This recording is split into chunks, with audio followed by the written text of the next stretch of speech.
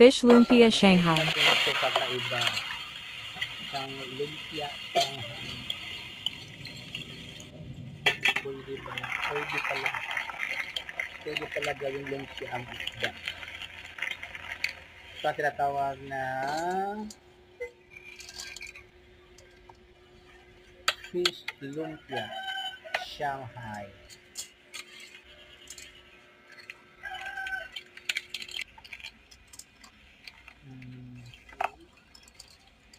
Same lang gihapon ang processing niya. Kaya ba dito is may lemon?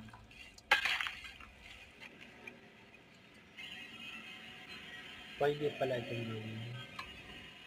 gawing lumpia ang isda.